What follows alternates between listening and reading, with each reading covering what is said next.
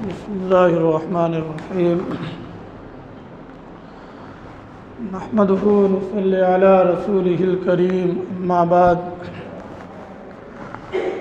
اعوذ باللہ من الشیطان الرجیم بسم اللہ الرحمن الرحیم والذین جاہدوا فینا لنہدینہم سبلنا وإن الله لمع المحسنين وقال تعالى في موضع آخر وما خلقت الجن والإنس إلا ليعبدون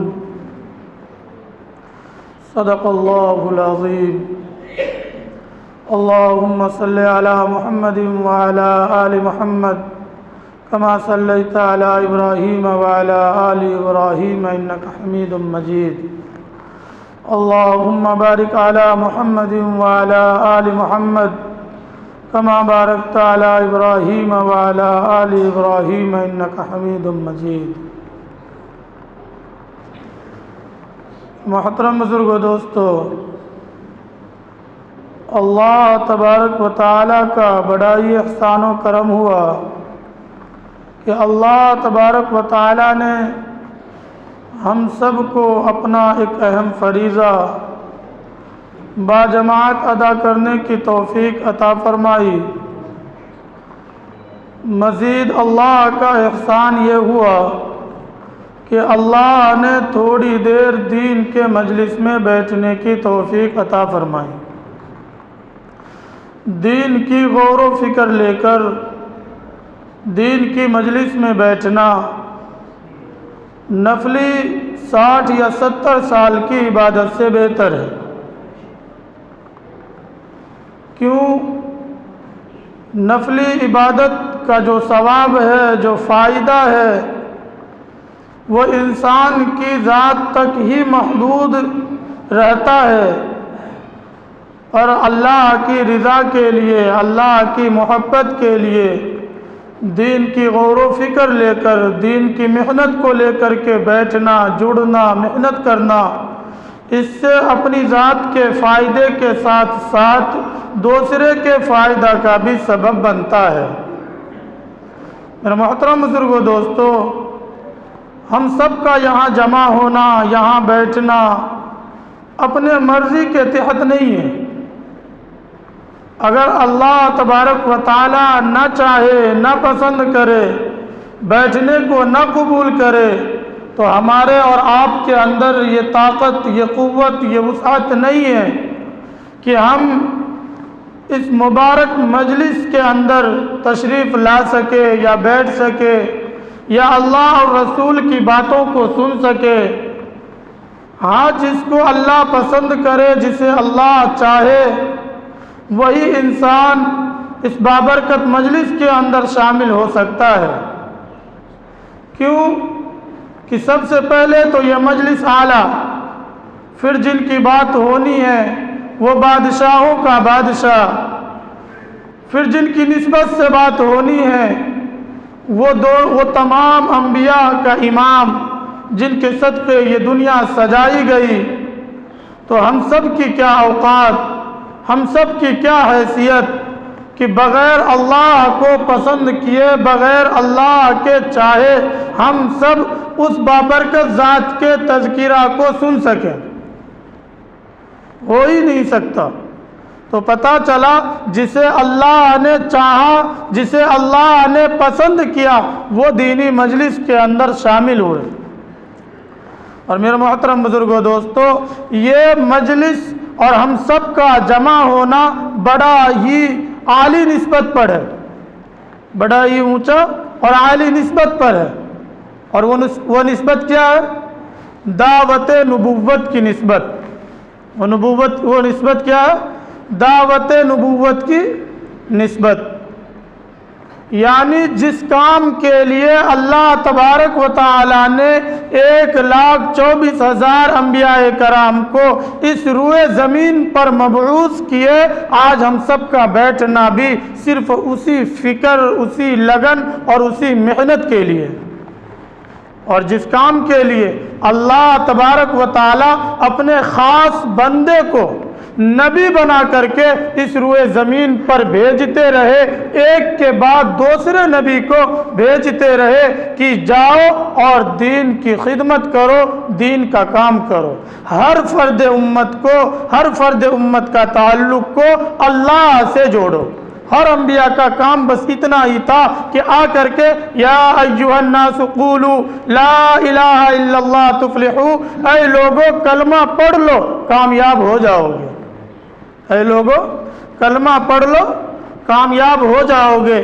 اپنے وقت کے نبی کی بات جن لوگوں نے مان لی اللہ نے انہیں کامیاب کر دیا، اور جن لوگوں نے وقت کے نبی کی باتوں کو ٹھکرا دیا اللہ نے انہیں نیست و نابود کر دیا، اللہ نے انہیں تباہ و برباد کر دیا۔ آجا حضرت آگے آج بات تو آپ ہی کرتے ہیں، بہتر تھا۔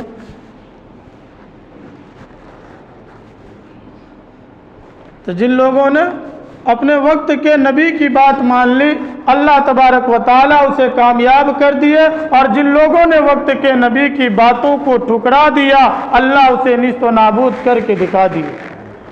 آج ہمارا یقین اور جو ہماری سوچ ہے، جو فکر ہے، وہ یہ ہے کہ اللہ کی اطاعت اور نبی کے مان کر چلنے پر کامیابی نہیں ہے۔ آج جو ہم کامیابی ڈھونڈتے ہیں، جہاں ہم کامیابی کو طلب کرتے ہیں، وہ روپیہ، پیسہ، مال و دولت کے اندر ڈھونڈتے ہیں، حالانکہ یہ اللہ نے کامیابی کا ضابطہ کبھی بھی اسباب کو بنایا ہی نہیں۔ اللہ نے کامیابی کا ضابطہ کبھی بھی اسباب کو نہیں بنایا بلکہ اعمال کو بنایا ہے، کہ جس کے زندگی میں دین ہوگا، جو اللہ کے حکم کو مان کر کے زندگی گزارے گا، نبی کی اطاعت کرے گا، میں اسے کامیاب کروں گا، اور جو نہیں تو انہیں نیست و نابود اور برباد کر دیا جائے گا۔ اگر دولت کے اوپر کامیابی ہوتی تو فرعون سے بڑا کامیاب اس دنیا کے اندر کوئی بھی نہیں ہوتا، کیونکہ وہ اپنے آپ کو انا ربکم الاعلیٰ کہا کرتا تھا کہ میں سب سے بڑا رب، سب سے اعلیٰ انسان ہوں، اپنے آپ کو وہ رب کہتا تھا۔ پر اپنے وقت کے نبی کی بات کو نہ ماننے کی وجہ سے اللہ نے موسیٰ علیہ السلام کی قوم کو، جن لوگوں نے موسیٰ علیہ السلام کی اطاعت کی، مان کر کے چلے، اللہ نے انہیں تو پار کروا دیے، ان کا بیڑا پار لگا دیے۔ لیکن فرعون جو اپنے لشکروں کے ساتھ کہ اس راستے سے ہم بھی چلے جہاں سے موسیٰ کی فوج پار ہوئی ہے، لیکن اللہ نے پانی کے اندر دبوچ لیا۔ جب اللہ نے دبوچا پھر اس وقت یاد آیا کہ یا اللہ میں موسیٰ کے رب پر ایمان لاتا ہوں، میں موسیٰ کے رب پر ایمان لاتا ہوں، مجھے تو بچا لے۔ پر اللہ کی طرف سے آواز آئی آنا، اب ایمان لاتا ہے، آنا وقد عصیت قبل وکنت من المفسدین، اب ایمان لاتا ہے، تحقیق کہ تو نے اس سے پہلے نافرمانی کی اور مفسدوں میں سے تھا۔ جب نزع کی حالت شروع ہو جائے، گرگرا کی حالت شروع ہو جائے، پھر انسان چاہے جتنا توبہ کر لے وہ قبول نہیں کیا جاتا۔ اس لیے اللہ نے کہا اب موت تیرے سر پر کھڑی ہے، اب تو ایمان لاتا ہے، یہ توبہ قبول نہیں کیا جانے کا، یہ ایمان قبول نہیں کیا جانے کا۔ اگر وقت کے نبی کی بات مان کر کے چلتا تو اللہ اسے کامیاب کرتے، لیکن وقت کے نبی کی باتوں کو ٹکرانے کا نتیجہ یہ نکلا کہ اللہ نے ناکام کر کے دکھایا۔ آج ہم لوگوں کا ذہن بنا ہوا ہے، صرف یہی بنا ہوا ہے کہ کرنے والی ذات تو اللہ کی ہے، پر ہونا میری دکان سے ہے، پر ہونا میری دکان سے ہے، ہونا میری تجارت سے ہے، ہونا کھیت کھلیان سے ہے۔ اللہ سے یقین جو ہونا ہے وہ نہیں ہوا، وہ آج ہمارے دل کے اندر ہے ہی نہیں۔ آج اگر صحابہ کرام کو سامنے کھڑا کر دیا جائے تو ہم سب کا یقین اور ایمان کچھ بھی ہے ہی نہیں، ہم مشرک قرار دے دیے جائیں گے، ہم مشرک قرار دے دیے جائیں گے، کیونکہ آج ایمان ہی ہمارا ایسا ہے۔ جب حضرت بایزید بستامی علیہ رحمہ کا انتقال ہوا تو کسی نے خواب میں دیکھا کہ بھائی کیا معاملہ ہوا، جبکہ بہت بڑے اللہ والے گزرے ہیں، بہت ہی نیک انسان تھے۔ تو جس نے جو خواب میں دیکھا، بایزید بسطامی نے انہیں جواب دیا کہ میں نے اللہ سے کہا تھا کہ یا اللہ اعمال تو کچھ لے کر کے آیا نہیں، ہاں ایک چیز لے کر کے آیا ہوں جسے عقیدہ توحید کہتے ہیں۔ یعنی میرا یقین تھا کہ اللہ ایک ہے، کرنے والی ذات اللہ کی ہے، اللہ کے سوا کوئی ذات کرنے والی نہیں ہے، اللہ کے سوا کوئی ذات کرنے والی نہیں ہے۔ اللہ نے کہا تو جھوٹ کہتا ہے، اللہ نے کہا تو جھوٹ کہتا ہے۔ بایزید بسطامی علیہ رحمہ کہنے لگے یا اللہ پھر مجھے پتہ نہیں۔ اللہ نے کہا ایک مرتبہ پیٹ میں درد ہوا تھا، ایک مرتبہ پیٹ میں درد ہوا تھا، تو نے اس چیز کا تذکرہ کیا تھا جس چیز کو کھایا تھا کہ اس چیز کی وجہ سے پیٹ میں درد ہو گیا، اس چیز کی وجہ سے پیٹ میں درد ہو گیا۔ تو وہاں پر عقیدہ توحید کہاں تھا؟ وہاں پر تو تجھے کہنا تھا کہ پیٹ میں درد اللہ کی طرف سے ہے، شفا دینے والی ذات اللہ کی ہے، لیکن تو نے کہا فلاں چیز کی وجہ سے پیٹ میں درد ہو گیا۔ کہا یا اللہ اب تو ایک چیز کا گمان تھا کہ میں عقیدہ توحید کو لے کر تیرے سامنے آیا ہوں، پر یا اللہ وہ بھی نہیں ہے، بس تو فضل فرما، کرم فرما۔ پھر اللہ اپنے فضل سے معاف فرما دیا۔ آج اگر دیکھا جائے تو دن میں نہ جانے کتنے الفاظ ہم ایسے بولتے ہیں جس کے اندر اللہ کا کوئی تذکرہ ہی نہیں ہوتا۔ یہ کام اس چیز سے ہو رہا ہے، ارے میں یہاں چلا جاتا تو ایسا نہیں ہوتا، میں یہ کر لیتا تو یہ ایسا ہوتا نہیں۔ کیوں؟ انسان جب پیدا ہوا مقدر اپنے ہاتھ میں لے کر کے آیا، بچہ پیدا ہوتا ہے مٹھی بند کر کے آتا ہے، دنیا سے جاتا ہے مٹھی کھول کر کے جاتا ہے، تو ایسا کر لیتا ایسا نہیں ہوتا۔ کیوں؟ اللہ کی چاہت یہی تھی، تو کرتا تب بھی نہ کرتا تب بھی ہونا یہی تھا۔ تو یہ نہیں دیکھتا کہ میں نے ایسا کیا کیوں، اللہ نے چاہا تو ہم نے کیا، اللہ نے چاہا تو ہم نے کیا، اس میں ہمارے مرضی کا کوئی دخل نہیں ہے۔ میرے محترم بزرگوں، دوستو، اللہ کے رسول صلی اللہ علیہ وسلم نے کہا ہے کہ ایک زمانہ ایسا آئے گا کہ انسان شام میں مسلمان ہوگا، ایمان والا ہوگا، صبح میں کافر ہو جائے گا، صبح میں ایمان والا رہے گا اور شام میں کافر ہو جائے گا، تو انہیں پتہ بھی نہیں چلے گا کہ میں کافر ہو چکا ہوں، انہیں پتہ بھی نہیں چلے گا کہ میں کافر ہو چکا ہوں۔ یہی چھوٹی چھوٹی باتوں کی وجہ سے یہ پریشانی اللہ نے ہمیں ہی دینا تھا، اللہ کو میرا ہی بچہ چھیننا تھا، اللہ نے میرا ہی بچہ بلا لیا، یہ ساری کی ساری مصیبتیں میرے ہی پاس آنی تھی، یہ سارے کفریہ کلمات ہیں، لیکن ہمیں پتہ نہیں چلتا، دن میں ہم سینکڑوں بار اس کو بولتے ہیں۔ ایک بزرگ گزرے ہیں، وہ ایک مرتبہ بیٹھ کر کے حساب لگانے لگے کہ اللہ اگر ایک گناہ پر بھی پکڑ کر لے تو میرے کتنے گناہ ہوئے ہوں گے۔ انہوں نے عمر کا حساب لگایا تو 60 سال، پھر 60 سال کا گناہ جوڑا تو تقریباً 21,500 گناہ بنتے ہیں، جبکہ دن میں ایک گناہ کیے ہوں تب، جبکہ دن میں ایک گناہ کیے ہوں تب۔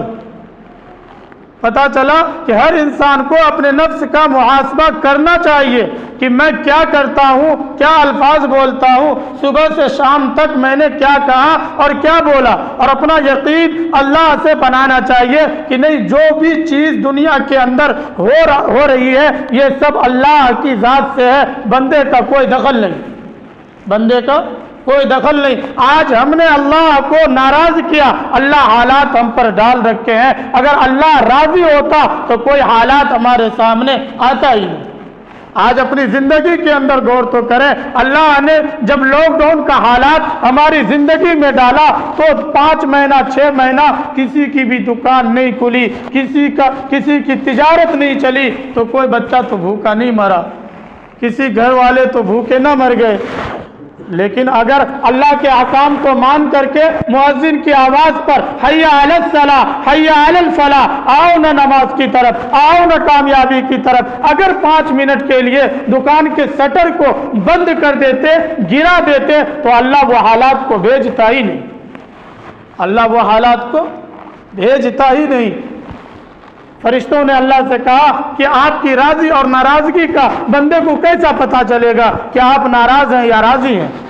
تو اللہ نے کہا جس سے میں ناراض ہوتا ہوں ان سے سجدے کی توفیق چھین لیتا ہوں، جن سے میں ناراض ہوتا ہوں ان سے سجدے کی توفیق چھین لیتا ہوں۔ سجدے کی توفیق کا چھن جانا یہ اس بات کی علامت ہے کہ اللہ مجھ سے ناراض ہے، اللہ مجھ سے ناراض ہے۔ واسجد واقترب، سجدہ کیجیے اور اللہ کے قریب ہو جائیے۔ اس لیے میرے محترم بزرگوں، دوستوں، اور اللہ سے دور ہونا، سجدے کا نہ کرنا، اللہ پر سے یقین کا ہٹ جانا، یہ سب ایمان کی کمزوری کی وجہ سے ہے، یہ سب ایمان کی کمزوری کی وجہ سے ہے۔ آج ہم سب کے دل میں جو ڈر بیٹھا ہوا ہے، کبھی کسی حکومت کا، کبھی ہم اخبار پڑھیں پھر اس کے خبروں کو پھیلائے پھریں، کیوں؟ قرآن کی خبریں ہمیں یاد نہیں، قرآن کی خبریں ہمیں یاد نہیں، اللہ کے بتائے ہوئے احکام یاد نہیں۔ ٹی وی کے نیوز تو یاد رہتے ہیں، اخبار کی خبریں تو یاد رہتی ہیں، کیونکہ اس میں ڈر ہے دل کے اندر کہ آج تو یہ آ گیا، کل ایسا ہو جائے گا، کل ایسا ہو جائے گا۔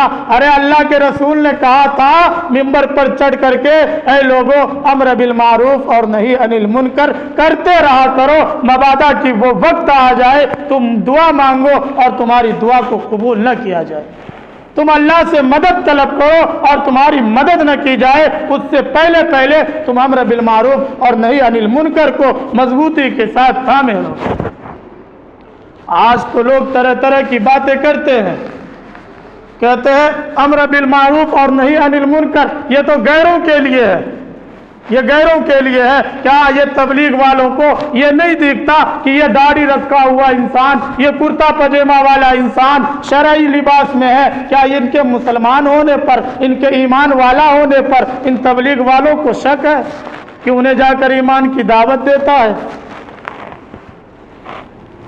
حالانکہ غلط ہے، اعتراض کرنا ہے تو تبلیغ والوں پر نہیں کرنا چاہیے، اعتراض کرنا ہے امر بالمعروف اور نہی عن المنکر کرنے والوں پر نہیں کرنا چاہیے کہ وہ مسلمان کو جا کر کے دین کی دعوت دے رہا ہے۔ کرنا ہے تو قرآن پر کرو، کرنا ہے تو اللہ پر کرو، کہ اللہ نے کہا یا ایھا الذین آمنوا آمنو، اے ایمان والو ایمان لاؤ، اے ایمان والو مسلمان ہو جاؤ، اے ایمان والو مسلمان کی طرح رہو، اے ایمان والو اللہ کے حکم کو مان کر کے چلو، اے ایمان والو ایمان لاؤ، جیسا کہ کما آمن الناس، جیسا کہ صحابہ نے ایمان لایا تھا۔ جیسا کہ کیا اللہ کو ایمان والے کے ایمان والا ہونے پر کوئی شک ہے کہ اللہ ایمان والے کو ایمان لانے کا حکم کر رہے؟ اللہ کو ایمان والے کے ایمان لانے پر، مسلمان ہونے پر شک ہے کہ اللہ نے ایمان والے کو ایمان لانے کے لیے کہا؟ اگر قرآن کو پڑھا جائے، سمجھا جائے، دیکھا جائے تو اللہ حضرت آدم سے لے کر آنے تک حضرت عیسیٰ تک، پھر حضرت عیسیٰ کے بعد کی بھی جو زندگی گزرنی ہے، پورے کی پوری خبریں اللہ نے قرآن میں نازل فرمائی ہے۔ بس اس کو سمجھا جائے، پڑھا جائے، یوں بے توکا سوال کر کے نہ تو قرآن سے مخالفت کی جائے نہ اللہ سے جنگ چھیڑی جائے۔ قرآن خود کہا کہ صحابہ جیسا ایمان لاؤ، کما آمن الناس۔ آج ہم اپنے ایمان کو تو دیکھیں کہ ہمارا ایمان کتنا مضبوط ہے، ہمارا ایمان کتنا اٹل ہے۔ آج ہر ایک کے دل میں جو ہے دنیا کا خوف بیٹھا ہوا ہے، جبکہ جس دل کے اندر ایمان ہوگا وہاں بزدلی نہیں آ سکتی، یہ بھی اللہ کے رسول کا فرمان ہے۔ آج ہم سب کا دل بزدل بن چکا ہے، ہم سب کے دل کے اندر ڈر بیٹھا ہوا ہے، تو پتہ چلا کہ ایمان نہیں ہے، ایمان نہیں ہے۔ اگر ایمان ہوتا تو دل میں بزدلی نہیں ہوتی، کیونکہ دونوں ایک ساتھ جمع ہو ہی نہیں سکتا، دونوں ایک ساتھ جمع ہو ہی نہیں سکتا۔ ایک مرتبہ حضرت ابن عمر راستہ پہ جا رہے ہیں رضی اللہ تعالی عنہ، راستے میں بھیڑ اکٹھی ہے، پوچھنے لگے بھائی کیا بات ہے، کیوں جمع ہو؟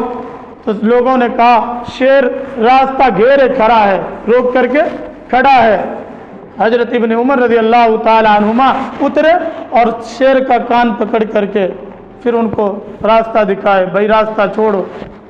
جب شیر چلا گیا، کچھ بھی نہ کیا، تو حضرت ابن عمر اللہ کا شکریہ ادا کرتے ہوئے کہا کہ آپ کے رسول نے سچ کہا ہے، برحق کہا ہے، جس دل میں اللہ کا خوف ہوگا اس دل کو کوئی بھی دنیاوی طاقت نہیں ڈرا سکتی، کوئی بھی دنیاوی طاقت نہیں ڈرا سکتی۔ تو ایمان تو ان لوگوں کا ایمان تھا جنہوں نے ایمان لایا تو شیر نے راستہ دیا، جنہوں نے ایمان لایا شیر کو حکم کیا کہ میں محمد کا غلام ہوں، میں محمد کی امت میں ہوں، میں راستہ بھٹک گیا ہوں، مجھے تم راستہ دکھاؤ۔ شیر آگے آگے اپنا پونچھ ہلاتے ہوئے راستہ کی طرف لے گیا ہے اور حضور سے جا کر کے حضرت سفینہ رضی اللہ تعالی عنہ کو ملوایا ہے۔ یہ ان کا ایمان تھا، یہ ان کا ایمان تھا۔ روم کے جنگل میں جب راستہ بھٹک گئے، شیر دہاڑتے ہوئے آیا تو شیر سے کہا میں اللہ کا بندہ، نبی کا غلام، نبی کی امت، تو مجھے راستہ دکھا، تو مجھے گرا مت، کیونکہ میرے دل میں خوف خدا ہے، تیرا ڈر نہیں ہے۔ شیر نے پھر راستہ دیا ہے۔ ایمان تو ان لوگوں کا تھا، ایمان ہمارا کیا ہے؟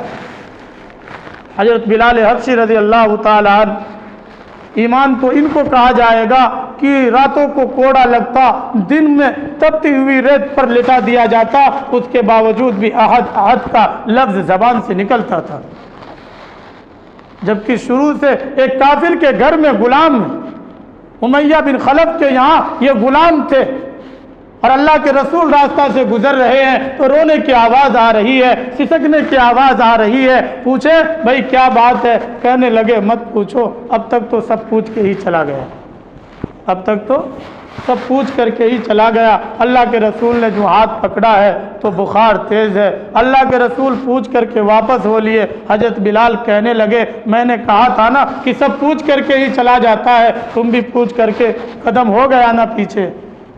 اللہ کے رسول گھر گئے، کمبل لیے، لحاف لے کر کے پھر آئے، بھائی تم سو جاؤ، میں چکی کو پیستا ہوں۔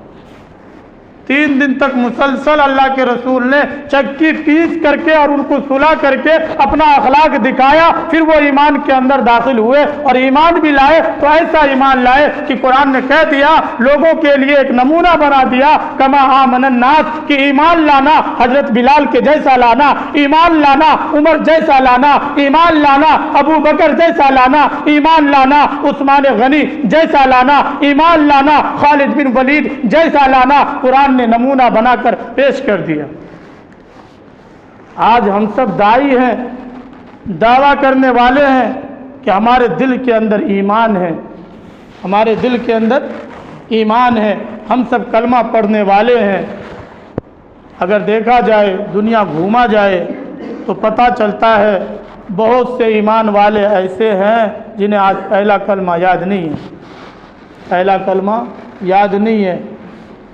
خود آنکھوں دیکھی بات، کانوں سنی بات، پہلا کلمہ یاد نہیں۔ بھائی اللہ کا نام بتاؤ، پتہ نہیں۔ محمد ہمارے کون ہے؟ جی نہیں جانتا۔ یہ آج کے مسلمان کا حال ہے، اور ہم کہتے ہیں ہم ایمان والے ہیں، ہم کہتے ہیں ہم ایمان والے ہیں۔ مولانا الیاس صاحب علیہ رحمہ، ایک جنازہ جا رہا ہے، بیٹھ کر زاروں قطار رو رہے ہیں۔ خادم کہنے لگے یہ تو کافر کا جنازہ ہے، پھر آپ کیوں روتے ہیں؟ مولانا الیاس نے جواب دیا یہی تو افسوس کی بات ہے کہ جنازہ کافر کا ہے، پر ہم جیسے ایمان کا دعویٰ کرنے والے دنیا میں موجود ہیں اور ان کے پاس دین کی دعوت نہیں پہنچی، ان کے پاس دین کی دعوت نہیں پہنچی۔ ان لوگوں کی فکریں تھی کہ وہ کافروں پر بھی آنسو بہاتے تھے۔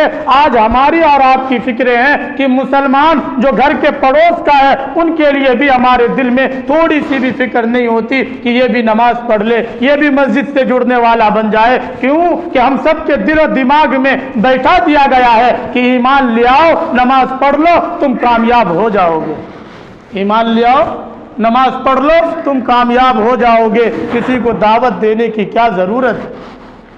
جبکہ قرآن کہتا ہے وَمَنْ أَحْسَنُ قَوْلًا مِّمَّنْ دَعَا إِلَى اللَّهِ وَعَمِلَ صَالِحًا، کہ اس شخص سے اچھی بات کس کی ہو سکتی ہے جو پہلے اللہ کی طرف لوگوں کو بلائے، وَعَمِلَ صَالِحًا، پھر نیک عمل کرے، لوگوں کو اللہ کی طرف بلائے پھر نیک عمل کرے۔ علماء نے لکھا ہے کہ دعوت اور عمل اگر ایک ساتھ جڑ جائے تو اس شخص سے اچھا ایمان اور اس شخص سے اچھا اسلام کسی کا بھی نہیں ہو سکتا، کسی کا بھی نہیں ہو سکتا، کیونکہ اگر انسان دعوت دینا شروع کر دے جس پر خود عامل نہیں ہے وہ اس پر عمل کرنے لگے گا، جس چیز کا خود عامل نہیں ہے اس پر وہ عمل کرنے لگے گا۔ میں نے کل واقعہ بتایا تھا کہ ایک پائلٹ ہے، ان کا باپ جنرل نمازی ہے، اپنے بیٹے سے کہنے لگا بیٹا نماز پڑھ لیا کرو، کہا ابو میرے پاس ٹائم کہاں ہے، کہا ٹھیک ہے ایک بات مان لو، ہر نماز کے وقت ایک انسان کو دعوت دے لو، ہر نماز کے وقت ایک انسان کو دعوت دے لو۔ کہنے لگا میں تو نماز پڑھتا نہیں، میں لوگوں کو کیسے دعوت دوں؟ اس کا باپ کہنے لگا کہ بحیثیت باپ کے تجھے حکم ہے دو کام میں ایک کام تو کر لے۔ تو کہنے لگا ٹھیک ہے، پائلٹ میں بہت سارے آدمی رہتے ہیں، میں ایک کو دعوت دے دیا کروں گا، 5 ٹائم میں 5 آدمی کو میں دعوت دے دیا کروں گا۔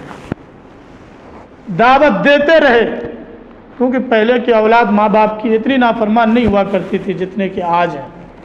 پہلے اگر وعدہ کر لیا تو کر لیا، ابو کر لوں گا تو کر لوں گا۔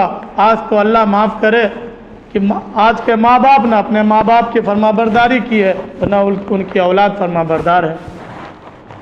جیسے ماں باپ کا سلوک رہے گا ویسے ان کی اولاد کریں گے۔ ایک چھوٹا سا بچہ جب اس کا باپ اپنے باپ کو روڈ کے کنارے رکھ کر کمبل دے دیا تو وہ بچہ لحاظ کو پھاڑنے لگا، اس کا باپ کہنے لگا، اس کی ماں کہنے لگی بیٹا اپنے پاس تو بہت سا کمبل ہے، اس کو کیوں پھاڑ رہے ہو؟ تو اس بیٹے نے جواب دیا، چھوٹا سا بچہ، کہ ابو اصل میں میں اس لیے پھاڑ رہا ہوں کہ آج جہاں پر آپ نے دادا کو سلایا ہے اسی آدھے کمبل میں کل کو میں آپ کو سلاؤں گا۔ تو جیسا باپ کا عمل بیٹا ویسا ہی کرنے کا۔ اللہ معاف کرے، اللہ ہم سب کو اپنے ماں باپ کا فرما بردار بنائے۔ تو وہ اپنے باپ کے حکم پر عمل کرنے لگا۔ 1-1.5 مہینے کے اندر دل کے اندر ایک چوٹ لگی، اللہ کی طرف سے آواز آئی خود دعوت دیتا ہے پر عمل نہیں کرتا۔ اس دن سے وہ نمازی بن گئے۔ پھر 5 گانا نماز باجماعت ادا کرنے لگا، پر ایک دن نماز پڑھانے کی باری آئی تو دیکھا پیچھے جو بزرگ ہے وہ داڑھی والے ہیں اور یہ بے ریش ہے، یہ بے ریش ہے، ان کے اور سب چیز یاد تھا، سب چیز یاد ہے، تو اس لیے نماز انہی کو پڑھانے دیا گیا، بڑے بزرگ کو یاد نہیں تھا۔ انہوں نے نماز تو پڑھائی پر اللہ کے سامنے کہا یا اللہ داڑھی والے پیچھے ہیں میں آگے ہوں، تو نے امامت کرنے کا مجھے جو یہ دیا ہے، یہ تحفہ مجھے دیا ہے، آج اگر میرے پاس داڑھی ہوتی تو یہ کتنی اچھی بات ہوتی۔ پھر اس دن سے عہد کیا داڑھی بھی رکھ لی۔ جب 6 مہینے کے بعد پائلٹ کا اپنے باپ جنرل سے ملاقات ہوا تو کہنے لگا بیٹا یہ کیا ہو گیا، اب تو داڑھی بھی رکھ لیا؟ کہا باپ تو نے مجھے پھنسا دیا، تو نے مجھے پھنسا دیا، تو نے مجھے پہلے داڑھی بنایا، میں دعوت دیتا رہا، خود دل میں چوٹ لگی کہ دعوت دیتا ہے پر تو نماز نہیں پڑھتا، میں نماز بھی پڑھنے لگا، پھر نماز پڑھانے کی باری آئی تو میں بے ریش تھا، میرے پاس داڑھی نہیں تھی، میرے دل میں بہت ہی تکلیف ہوئی کہ ایک داڑھی والا تیرے پیچھے نماز پڑھ رہا ہے اور تیرے چہرے پر داڑھی نہیں، جب تو نماز پڑھتا ہے تو سنت رسول کو اپنے چہرے پر سجانے میں کیا حرج؟ میرے محترم بزرگوں دوستو، دعوت دینے سے انسان خود بخود اس چیز پر عامل ہو جاتا ہے، دعوت دینے سے انسان خود بخود اس چیز پر عامل ہو جاتا ہے جس چیز کو وہ انسان نہیں کرتا۔ اس لیے دعوت دینا یہ ہر انسان کے لیے ضروری ہے کہ خود بھی ایمان لائے اور دوسروں کو بھی ایمان کی دعوت دے۔ آج ہم سب کے ذہن میں بیٹھا دیا گیا، چاہے جو بھی بیٹھایا ہو، ہمارے بڑوں نے ہمارے چھوٹوں نے، لیکن بیٹھا دیا گیا کہ ایمان لے آؤ، نیک عمل کر لو، یہ اسباب ہیں کامیابی کے، حالانکہ غلط ہے، قرآن کے مخالف ہے۔ قرآن کہتا ہے اسباب نجات 4 چیز ہے، اسباب نجات 4 چیز ہے، اور آج ہم جو اپنے نجات کا ذریعہ بنا رکھے ہیں صرف 2 چیز کو اپنا گریبان چاک کر کے، ارے میں تو نمازی ہوں، میں بڑا ہی حاجی ہوں، مجھ سے بڑا کون نماز پڑھنے والا، کیا ضرورت ہے لوگوں کے پاس جانے کی؟ اگر یہی ہوتا کہ صرف ایمان لے آؤ نماز پڑھ لو تو ابو بکر کو مکے کے اندر اتنی بری طریقے سے نہ مارا جاتا کہ چلنے کی بھی طاقت نہ رہی۔ اگر یہی ہوتا کہ ایمان لے آؤ اور نماز پڑھ لو تو عثمان غنی کو قتل نہ کیا جاتا، عمر کو مسلح کے اوپر شہید نہ کیا جاتا، علی کو کوفے کے اندر شہید نہ کیا جاتا، حسن کو زہر نہ دیا جاتا، حسین کو رضی اللہ عنہم ورضوا عنہ انہیں کربلا کے میدان میں ان کا گردن ان کے جسم سے الگ نہ کیا جاتا۔ اگر صرف یہی بات ہوتی کہ جنت میں جانے کے لیے، اللہ کو راضی کرنے کے لیے صرف ایمان لانا اور نماز پڑھنا یہ کافی ہے، تو یہ لوگ جو گزر چکے، جنہوں نے اپنے بیوی کو بیوہ کر دیا، بچوں کو یتیم کر دیا، اپنے گھر بار جان مال سب کو لٹا دیا، وہ کیا بے وقوف تھے کہ وہ اللہ کے راستے میں نعوذ باللہ چل چل کر کے ساری چیزوں کو قربان کر دیا۔ اور آج ہم کہتے ہیں کہ نہیں، خود نماز پڑھ لو اور ایمان لے آؤ، یہ کافی ہے۔ کیوں انہیں یہ چیز نہیں پہنچی تھی جو ہمارے پاس پہنچ گئی؟ کیا وہ قرآن کے حافظ نہیں تھے؟ کیا وہ قرآن کے مفسر نہیں تھے؟ کیا انہوں نے نبی کا زمانہ نہیں پایا؟ کیا ہمارے نبی نے غزوہ کے اندر شرکت نہیں کی ہے؟ ارے کی ہے، اس کے باوجود اللہ کے رسول کا اللہ کا خطاب کہ تمہارے اگلا پچھلا سب گناہ معاف ہے، پھر بھی وہ رسول جہاد میں جا رہے ہیں اور خواہش کر رہے ہیں یا اللہ میں قتل کیا جاتا پھر زندہ کیا جاتا، ثم اقتل ثم احیا، کہ میں قتل کیا جاتا پھر زندہ کیا جاتا، پھر قتل کیا جاتا پھر زندہ کیا جاتا۔ وہ نبی خواہش کر رہے ہیں تاکہ یہ دین پھیلتا رہے۔ آج ہم کہتے ہیں کہ نہیں، صرف ایمان لے آؤ، نماز پڑھ لو، بیڑا پار ہو جائے گا۔ یہ ضروری نہیں ہے، یہ غلط ہے۔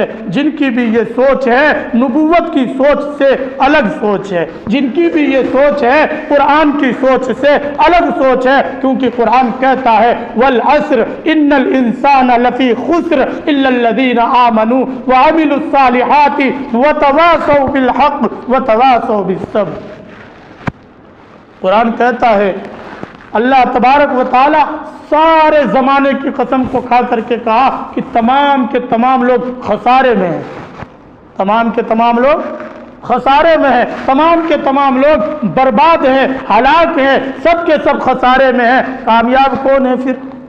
تو اللہ نے کہا الا الذین آمنوا، کہ تمام کے تمام تو خسارے میں ہے، پر جو کامیاب ہے وہ انسان جو ایمان لایا۔ الا الذین آمنوا، وہ انسان جو ایمان لایا، آگے وعملوا الصالحات، اور نیک عمل کیا، وتواصوا بالحق، اور حق کی وصیت کی، حق کی دعوت دیتا رہا، حق کی طرف لوگوں کو بلاتا رہا، اور چوتھا وتواصوا بالصبر، اور ان کو صبر کی تلقین کرتا رہا۔ علماء نے کہا ہے کہ ایک ایمان لانا، دوسرا نیک عمل کرنا، تیسرا ایمان کے اوپر لوگوں کو آمادہ کرنا، تیسرا اور چوتھا عمل کے اوپر لوگوں کو آمادہ کرنا۔ پتہ چلا اسباب نجات چار چیز ہے: ایمان لانا، نیک عمل کرنا، پھر ایمان پر لوگوں کو آمادہ کرنا، پھر اس کے بعد نیک عمل پر لوگوں کو آمادہ کرنا۔ یہ اسباب نجات ہے۔ آج اگر ہم یہ سوچیں کہ صرف نماز پڑھ لینا، روزہ رکھ لینا، یہی اللہ کی رضا کے لیے کافی ہے، یہی جنت میں جانے کے لیے کافی ہے، تو 1,24,000 انبیاء بھی آئے اور لگ بھگ 1.25 لاکھ صحابہ بھی آئے، وہ بھی تو یوں ہی چلے جاتے کہ میں تو ایمان لے آیا، میں تو ایمان لے آیا۔ کیا ضرورت ہے جنگ کرنے کی؟ کیا ضرورت ہے دین کو پھیلانے کی؟ آج اگر ہماری سوچ کی طرح ان لوگوں کی سوچ ہوتی تو قسم خدا کی یہ دین ہم تک نہ پہنچتا۔ آج ہم ایمان والے نہ ہوتے، ہم مسلم اور مسلمان نہیں ہوتے، ہم غیر مسلم ہوتے، یہودی ہوتے، نصارہ ہوتے، پر ایمان ہماری زندگی میں نہیں ہوتا اگر وہ لوگ قربانی نہیں دیے ہوتے۔ پتہ نہیں کیسے ہماری سوچ یہ بن گئی کہ صرف ایمان لے آنا اور نماز پڑھ لینا یہی کافی ہے۔ کیا ہمیں صحابی کا قربانی یاد نہیں ہے؟ انبیاء کرام جن کو تکلیفیں دی گئی، ستایا گیا، کیا ان کی قربانیاں ہمیں یاد نہیں ہیں؟ کیا وہ ایمان والے نہیں تھے؟ کیا وہ نماز نہیں پڑھتے تھے کہ ان کو دعوت کی ضرورت پڑی؟ انہیں جا کر کے لوگوں کے پاس ایک ایک دروازے پر 70 مرتبہ حاضری دینے کی ضرورت پڑی، انہیں لوگوں کے پاس جا کر کے کوڑا کرکٹ اپنے جسم پر ڈلوا کر کے بھی پھر بھی دین کی دعوت دینے کی ضرورت پڑی۔ کیا وہ نمازی نہیں تھے؟ کیا وہ ایمان والے نہیں تھے؟ ارے تھے، پر اللہ نے جب اسباب نجات چار چیزوں کو قرار دیا پھر وہ دو چیز پر کیسے بیٹھ جاتے؟ آج ہم کہتے ہیں دو ہی چیز ہمارے لیے کافی ہے، دو ہی چیز ہمارے لیے کافی ہے، سب سے بڑی غلط فہمی تو یہ ہے کہ آج ہمارا یقین ہے کہ ہم تو سچے پکے مسلمان ہیں۔ ارے اپنے آپ کو آئینے کے اندر تو دیکھو، اپنا گریبان چاک کر کے تو دیکھو کہ ایمان کا مطلب کیا تھا۔ اللہ، لفظ اللہ انسان کو سننے کے بعد کانپ جانا چاہیے، لیکن آج ہمارے دل پر کچھ بھی اثر نہیں ہوتا۔ ایک چور کے سامنے پولیس کا نام لے کر کے دیکھو، پھر پتا چلے گا کہ لفظ پولیس کا، ان کے لفظ پولیس کی طاقت، ان کے نام کی طاقت ان پر چور پر کیا اثر پڑتا ہے۔ چور پر کوئی چوری کر رہا ہو، ان سے کہہ دو کہ بھئی پولیس آ رہی ہے، پھر دیکھو ان پر کیا اثر پڑتا ہے، کیونکہ ان کے دل میں ان کا خوف ہے، ان کے دل میں ان کا خوف ہے۔ آج ہم اللہ کے بندے ہو کر کے بھی اللہ کا خوف ہمارے دل میں نہیں ہے، اللہ کا خوف ہمارے دل میں نہیں ہے۔ ایمان لانا، کلمہ پڑھ لینا اور یہ گمان کر لینا کہ کلمہ پڑھ کے ہم جنت میں چلے جائیں گے، تو یہ ہماری بے وقوفی اور بھول ہے حدیث میں کہ کلمہ پڑھنے والا جنت میں جائے گا، پر یہ نہیں کہ ڈائریکٹ چلا جائے گا، یہ نہیں کہ ڈائریکٹ چلا جائے گا۔ کیونکہ جب معاذ بن جبل رضی اللہ تعالیٰ عنہ کو اللہ کے رسول نے کہا کہ اب معاذ بن جبل میں تمہیں خوشخبری نہ سناؤں، تو معاذ بن جبل نے کہا لبیک یا رسول اللہ، میں حاضر ہوں، آپ سنائیں کیا خوشخبری سنانا چاہتے ہیں۔ تو اللہ کے رسول نے کہا کہ جتنا کلمہ پڑھنے والا ہے سب کے سب جنت میں جائیں گے۔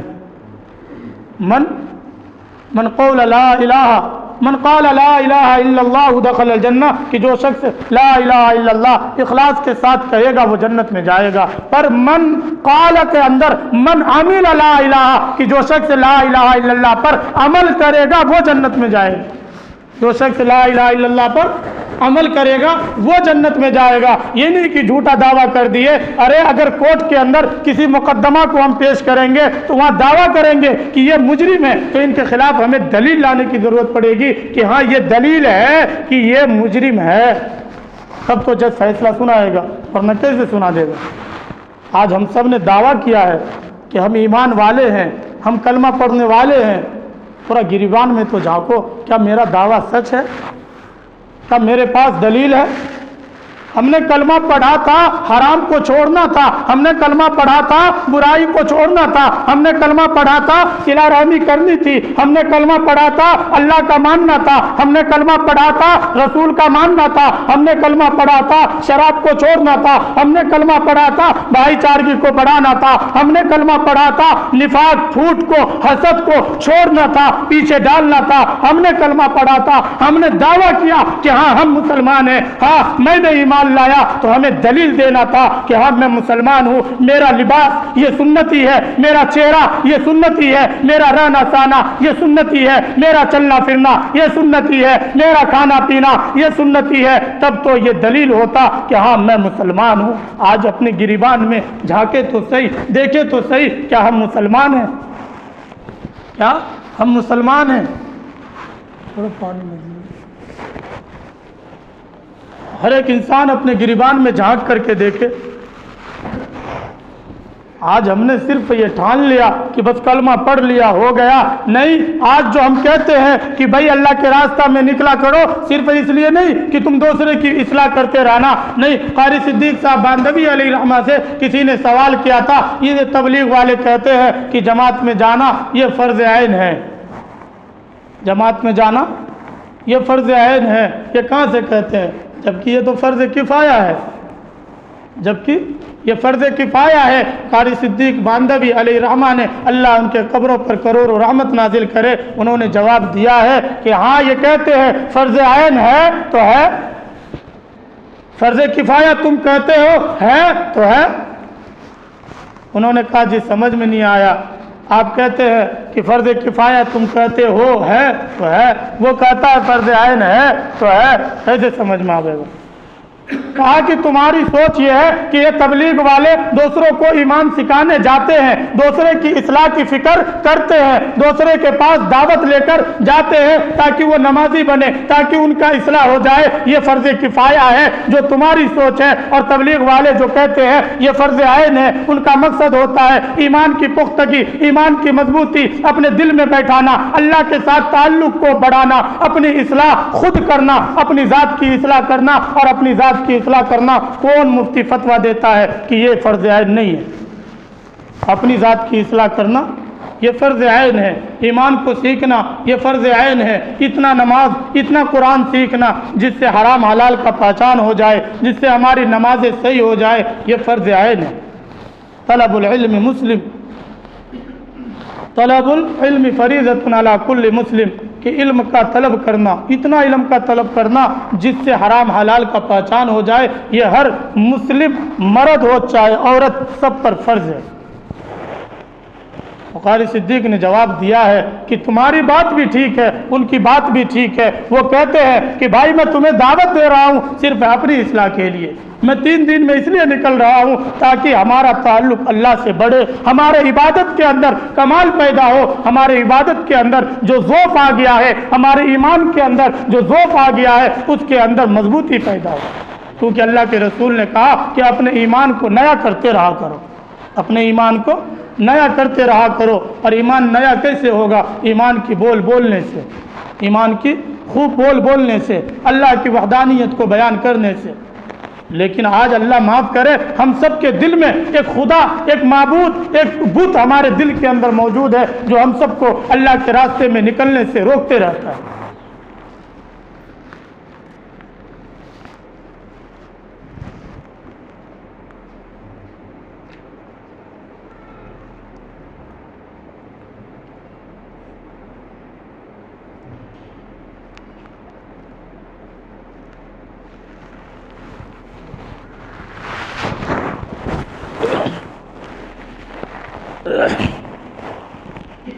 آج ہم سب کے دل میں ایک بت موجود ہے جو ہم سب کو اللہ کے راستے میں نکلنے سے، دین کو سیکھنے میں نکلنے سے، علم کو طلب کرنے میں روک لگاتا ہے۔ تو ہم سب کے دل میں ایک بت موجود ہے۔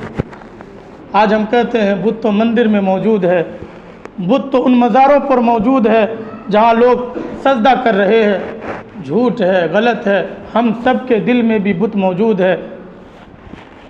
دل پھاڑ کر کے تو دیکھا نہیں جا سکتا، لیکن پتہ لگایا جا سکتا ہے۔ صحابہ کرام کے سامنے جب بھی کبھی اللہ کے راستے میں جانے کی بات ہوتی، لبیک یا رسول اللہ فوراً کہتے تھے، کیونکہ ان کے دل میں بت تھا تو اللہ کا تھا، یقین تھا تو اللہ کا تھا۔ مال و دولت سے، یہ دنیا سے، دکان سے، تجارت سے کوئی مطلب نہیں تھا۔ لیکن آج ہمارے دل کے اندر بت موجود ہے۔ دکان کا بت ہے، بیوی کا بت ہے، بچے کا بت ہے، تجارت کا بت ہے، کھیت کا بت ہے، یہ کاروبار کا بت ہے۔ جب کہا جائے اللہ کے راستے میں نکلو تو ہم کہتے ہیں بیوی کا کیا ہوگا، بچے کا کیا ہوگا، اس دکان کا کیا ہوگا، اس مکان کا کیا ہوگا، اس کھیت کا کیا ہوگا، اس تجارت کا کیا ہوگا۔ یہ سارے کے سارے بت ہمارے دل میں موجود ہیں جو ہمیں اللہ کے راستے میں نکلنے سے روکتا ہے۔ آج اگر اللہ ہمارے اوپر موت کو بھیج دے، کیا میری بیوی کا کیا ہوگا، بچے کا کیا ہوگا، دکان کا کیا ہوگا؟ کیا وہ بھوکے مر جائیں گے؟ آج ہم سب کے دل میں بیٹھا ہے اپنے بچوں کی پرورش میں کر رہا ہوں۔ ارے تو کیا خدا ہے کہ بچوں کی پرورش کرتا پھرے گا یا بچوں کی پرورش کرے گا؟ اگر تو خدا ہے تو جب تیری بیوی پریگنیٹ ہو 4 مہینے کے بعد سے اللہ اس کو پالتا ہے، تو پال کے دکھا دے۔ نہیں پال سکتا اور کہتا ہے کہ میرے بیوی کا، بچوں کا کیا ہوگا؟ یہ سب ایمان کی کمزوری کا سبب ہے۔ اگر دل سے یہ بت نکل جائے تو قسم خدا کوئی بھی اللہ کے راستے میں جانے سے کبھی انکار نہیں کرے گا۔ ایک تو دل کا بت نکلنا، اور دوسرا اپنی عورتوں کے اندر، خواتین کے اندر دین کا زندہ ہونا۔ جب ان کے اندر دین زندہ ہو جائے گا پھر انسان خود بخود اللہ کے راستے میں نکلنے والا بنے گا۔ عمر بن جموح رضی اللہ تعالی عنہ، جب ان کی بھی وہ لنگڑے صحابی ہے، بیوی کیا کہتی ہے؟ ارے تم تو خود ڈرپوک ہو، تمہیں جانے کا من ہی نہیں اللہ کے راستے میں۔ اللہ کے رسول کے پاس گئے، یا اللہ کے رسول ایسی ایسی بات ہے، بولے تم معذور ہو، تم گھر میں رہو۔ پھر بیوی کو آ کے کہا ایسی ایسی کی بات ہے۔ بیوی نے کہا یہ کیوں نہیں کہتے کہ مجھے ڈر لگتا ہے، میں اللہ کے راستے میں نہیں جا سکتا۔ پھر اللہ سے دعا کی، یا اللہ مجھے قبول کروا لے اور اس بیوی کے پاس واپس نہ لوٹوئیے۔ جنگ بدر میں گئے ہیں، لڑتے لڑتے شہید ہو گئے۔ جب ان کے لاش کو ان کی بیوی اونٹ پر لاد کر کے لا رہی ہے، بیوی مدینہ کی طرف کرتی ہے، اونٹ بدر کی طرف جاتا ہے۔ اللہ کے رسول نے کہا کیا گھر سے نکلتے وقت کوئی دعا کی تھی؟ تو ان کی بیوی کہنے لگی جی ایسا ایسا کہا تھا، یا اللہ اس بیوی کے پاس مت لوٹوئیے۔ اللہ کے رسول نے کہا ان کی قبر یہی بنا دی جائے، ان کی قبر یہی بنا دی جائے۔ تو جب عورتوں کے اندر دین تھا تو 4 بیٹے کو شہید کروا کر کے بھی ان کے دل کو یہ سکون نہ تھا کہ وہاں جنگ ہو، اللہ کے رسول اس میں شریک ہو اور میرا شوہر گھر میں موجود ہو۔ وہ خود دھکا دے کر کے، وہ خود ابھار کر کے، ان کو تانا دے کر کے، کمزوری کو بتا کر کے انہیں اللہ کے راستے میں خود بخود نکالتی ہے۔ آج تو اللہ معاف کرے طرح طرح کے لوگ ہیں کہ کیوں عورت کو باہر نکالا جائے، کیوں ان کے اندر دین کو پھیلایا جائے، کیوں دین سکھایا جائے، طرح طرح کے اشکالات ہیں۔ بعض لوگوں کا کہنا ہے، قرآن کہتا ہے وقرن فی بیوتکن کہ عورتوں کو گھر میں محصور کرو، عورتوں کو گھر کے اندر قید کرو، عورتیں گھر سے باہر نہ جائے۔ پھر کیوں تم کہتے ہو اللہ کے راستے میں نکالو اور انہیں دین سکھاؤ؟ تم قرآن کے باغی ہو، تم قرآن کی مخالفت کرتے ہو کیونکہ تم قرآن کے خلاف چل رہے ہو۔ غلط ہے محترم۔ سوال کرنے والے، میں قرآن کا مخالف نہیں ہوں، میں قرآن سے بغاوت نہیں کر رہا ہوں۔ قرآن نے کہا وقرن فی بیوتکن، میں بھی مانتا ہوں کہ عورتوں کو گھر کے اندر محصور کرو، عورتوں کو گھر کے اندر رکھو، لیکن تبلیغ والے گھر سے عورت کو نہیں نکالتا۔ جو عورت بازار میں گھوم رہی ہے، جن عورتوں کے سر سے دوپٹہ اتر چکا ہے، جن عورتوں کا دوپٹہ گلے سے اپنے گھر کے اندر چھوٹنے لگا ہے، جن عورتوں کے اندر دین نام کی کوئی چیز نہیں ہے، جن عورتوں کے اندر سے اپنے شوہر کی فرما برداری اٹھ چکی ہے، جن عورتوں کو اپنے گھر میں رہنا اچھا نہیں لگتا، ان عورتوں کو تبلیغ والے بازار سے پکڑ کر کے پھر گھر میں لا رہے ہیں۔ بتاؤ قرآن پر عمل ہم کر رہے ہیں یا تم کر رہے ہو؟ ایک جگہ کا واقعہ ہے، ایک مال بنا تھا، عورتیں آیا کرتی تھی کہ بھائی کپڑا وپڑا خرید لوں، لیکن اس میں ٹوائلٹ وغیرہ نہیں تھا۔ اس مال کے بازو میں ایک حاجی جی تھے، ان کو اللہ نے 4 بیٹی عطا کی تھی۔ تو ایک لڑکی آئی، مال والے کو پتا تھا کہ کسی بھی عورت کو اگر حاجت ہو تو اسی گھر میں بھیجا جاتا ہے، اس لیے مال والے نے بنانا سوچا بھی نہیں۔ ایک آئی غیر مسلم تھی، وہ ان کو حاجت ہوئی، انہوں نے پوچھا تو انہوں نے کہا باجو گھر میں چلے جاؤ، اپنا ہی گھر ہے، تم وہاں حاجت پوری کر کے آ جاؤ۔ جیسے دروازے پر بیل بجاتی ہے تو ایک لڑکی پہلے نکل کر کے استقبال میں کھڑی تھی، السلام علیکم، انہوں نے جواب تو نہ دیا۔ پھر وہ لڑکی نے کچھ کہا نہیں، بہن کہاں آئی ہو، ایسے ایسے کی بات ہے، ہاں آؤ کیوں نہیں، جلدی آؤ۔ پھر دروازہ بند کر دیے ان کو، اور ایک بہن کو تعلیم میں بیٹھا رکھا تھا، پہلے سے پورے دن کا کام ان کا متعین ہوتا تھا، رات میں مشورہ ہوتا تھا گھر پہ اور اس میں کام متعین ہوتا تھا۔ ایک بہن تعلیم لے کر کے بیٹھی ہے، ایک فوراً چائے بنانے چلی گئی، اور ایک الگ سے بیٹھ کے اپنا ذکر کر رہی ہے، جن کی دعوت کی بات طے تھی۔ ان کو فارغ کروا کر کے کہا بہن منہ ہاتھ دھو لو، ان کو تو وضو کروانے کہہ نہیں سکتے تھے کہ تم وضو کر لو، کہا بس تم منہ ہاتھ دھو لو، منہ ہاتھ دھل کے آ جاؤ، چائے پی کر کے جانا۔ دسترخوان لگا ہوا تھا، جیسے بیٹھی تو وہ جو تعلیم والی تھی وہ تعلیم کرنے لگی۔ انہوں نے کہا کہ بہن یہ ہمارے اللہ اور رسول جس بھگوان کو ہم مانتے ہیں، یہ ان کی کتابیں ہیں، اس میں انہی کی باتیں ہیں، میں پڑھتی ہوں، آپ سنو جب تک چائے آ رہی ہے۔ وہ بیٹھ کر کے سننے لگی، کیونکہ جب انہوں نے اخلاق دیکھا کہ سب حجاب میں ہے، گھر کے اندر ہے، پھر اس طرح کی خاطر تواضع دروازے سے لے کر کے آنا، جا کر ٹوائلٹ دکھانا، منہ ہاتھ دھلوانا، پھر لا کر کے بیٹھانا، ایک کا چائے بنانا، یہ سب تواضع دکھ رہا تھا، یہ اخلاق دکھ رہا تھا۔ وہ بیٹھ گئی، سننے لگی، سنتے سنتے چائے بھی پی لی، پھر بھی وہ لڑکی پڑھ رہی ہے اور یہ سن رہی ہے، رکنے کا نام نہیں ہے۔ آخری میں اس نے خود کہا کہ بہن کب تک سنو گی، تم تو سامان خریدنے آئی تھی، چلے جاؤ تم سامان خرید لو، بس 5 منٹ دے دو، وہ میری بہن ہے، ان سے بھی ملاقات کر لو۔ 5 منٹ انہوں نے دین کی بات، دعوت کی بات کی۔ دعوت کی بات کرنے کے بعد اللہ سے جب دعا ہو، جن کی زندگی اسی چیز میں لگ گئی ہو، اللہ ان کی قبول بھی کرے، اللہ ہم سب کو بھی اس راستے میں قبول کرے۔ اللہ نے ان کا دل ایسا پلٹا، انہوں نے فوراً رونے لگی اور کہا بہن اپنا ایک نقاب ہمیں ادھار دے دو تاکہ میں ان کو پہن کر کے یہاں سے چلی جاؤں۔ بہن اپنا ایک نقاب مجھے ادھار دے دو، چاہو تو تم یا تو پیسہ لے لو یا مجھے یوں ہی دے دو، میں پہن کے گھر جاؤں اور وہاں سے دھول کر کے پھر میں تمہیں بھیج دوں گی۔ تو وہ کہنے لگی نہیں نہیں، نقاب میں ادھار تو نہیں دینے کی، تمہیں میری طرف سے ہدیہ ہے، تم پہن کر کے چلے جاؤ۔ تو بتاؤ اگر ان لڑکیوں کی زندگی میں دین نہ ہوتا تو کیا یہ لڑکی ایمان لاتی؟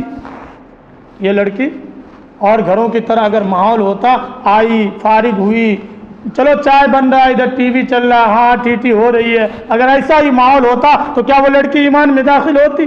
کیا وہ لڑکی ان کا حجاب دیکھ کر کے حجاب منگواتی؟ پھر تم کہتے ہو قرآن کے باغی ہو، قرآن کے مخالف ہو۔ قرآن کہتا ہے وَقَرْنَ فِي بُيُوتِكُنَّ، عورتوں کو گھر میں رہنے دو، اور تم کہتے ہو عورتوں کو لے کر جماعت میں جاؤ۔ یہ تو تم قرآن سے بغاوت کر رہے ہو۔ محترم بزرگ و دوستو، مولانا الیاس گھمن مدذلہ نے حالی نے یہی جواب دی ہے کہ تبلیغ والے نے عورتوں کو گھر سے نہیں نکالا، نہ قرآن کی مخالفت کی ہے، بلکہ تبلیغ والوں نے ان عورتوں کو جو گھر کے اندر نہیں بازار کے اندر گھوم رہی تھی، ان عورتوں کو جن کے سر سے دوپٹہ اتر چکا تھا، جو اپنے شوہر کی نافرمان ہو چکی تھی، جن کو اپنے بچوں کی پرورش کی پرواہ نہ تھی، بچے روتا تو موبائل ہاتھ میں تھما دیتی اور خود بخود ٹی وی میں لگ جاتی، ان عورتوں کو تبلیغ والے نے پردہ دیا ہے، سر پر اوڑھنی دی ہے، ہاتھ کو جسم پر نقاب دیا ہے، ہاتھ میں موزہ دستانہ دیا ہے، پیر میں پائتابہ دیا ہے، آنکھ جن کی کھلی کھلی جو نقاب پہنے تو وہ بھی ٹیٹ ہو، آنکھ جن کی کھلی کھلی آنکھوں سے جو بارش برسائے جو لڑکوں کو گھائل کر دے، ان آنکھوں پر پٹی ڈال کر کے لڑکوں کو بھی برائی سے بچایا ہے اور لڑکیوں کو بھی برائی سے بچایا ہے، تو قرآن کے مخالف تبلیغ والوں نے نہیں کیے۔ میرے محترم بزرگوں دوستو، اللہ کے رسول نے تینوں طبقہ پر محنت کی ہے، بچے پر بھی، عورت پر بھی اور مرد پر بھی۔ اس لیے ہم سب کو بھی ہر طبقے پر محنت کرنا ہوگا اور اپنے دل کے بت کو توڑنا ہوگا۔ جو یہ بت بیٹھا ہے بیوی بچوں کا، دکان کا، کاروبار کا، ان کو توڑنا ہوگا۔ ایک چھوٹی سی کارگزاری بتا کر میں بات کو ختم کرتا ہوں۔ آج ہمارے دل میں یہ ہے کہ میں اگر اللہ کے راستے میں چلا گیا تو میرے کھیت کا کیا ہوگا، میری دکان کا کیا ہوگا، یہ سب تو تباہ ہو جائیں گے۔ پہلے تو ایک صحابی کا واقعہ ہے کہ قرض لے کر کے باغ لگایا ہے، اور جب پکنے میں 1 ہفتہ ٹائم ہے، اللہ کے رسول کی طرف سے آواز آئی لبیک یا رسول اللہ، میں حاضر ہوں۔ اور جب 6 مہینہ 7 مہینہ کے بعد جہاد سے واپس آئے تو باغ کو پکنے میں ابھی بھی 1 ہفتہ ٹائم ہے۔ جو 6 مہینہ کے بعد واپس آیا، اللہ نے ان کے باغ کے احاطہ کے وقت کو روک دیا کہ باغ تو پک نہیں سکتا، ان کا جو قرض انہوں نے لیا ہے وہ ضائع نہیں ہو سکتا۔ کیوں؟ اللہ اس چیز پر قدرت نہیں رکھتا؟ اللہ ابراہیم کے آگ کو جب گلزار بنا سکتا ہے، یونس کو مچھلی کے پیٹ میں پال سکتا ہے، موسیٰ کو دریا کے پار کروا سکتا ہے، تو کیا اللہ ان سب چیزوں پر قدرت نہیں رکھتا؟ چلو یہ تو بہت دور کی بات ہے، ثم الذین یلونہم ثم الذین یلونہم، کہ وہ صحابی تھے۔ بعض لوگ کہتے ہیں کہ وہ تو صحابی تھے۔ میں اسی ضلع کی حلقے کی بات بتاتا ہوں، میرٹھ ضلع کی، نام نہیں لوں گا، کہاں کا ہے وہ بھی نہیں بتاؤں گا۔